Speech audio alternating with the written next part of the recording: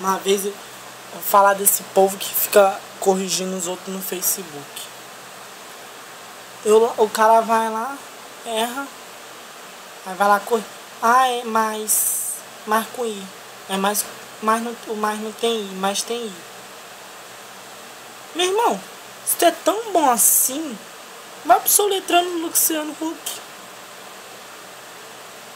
Por que tu ainda não ganhou o troféu o Nobel de letra? Por que tu não ganhou ainda? Me fala. Tão bom assim, rapaz. Vira professor de português. Ai, não pode errar uma letrinha ali. Vai lá e corrige. Tá achando o quê? Tu é o próximo ganhador do Nobel de letra?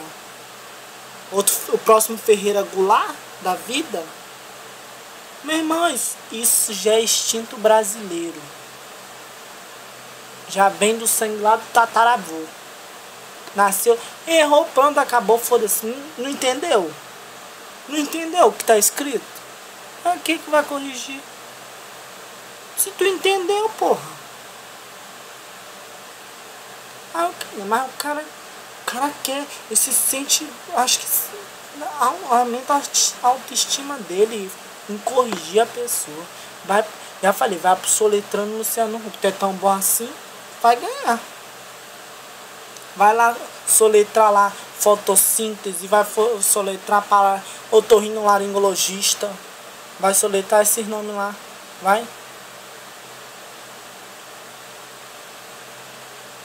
É tão bom assim? Ah, eu sou... Não, é porque eu estudo. Não, eu não estudo também não. Não posso errar uma vez. Eu não estudo. Porra.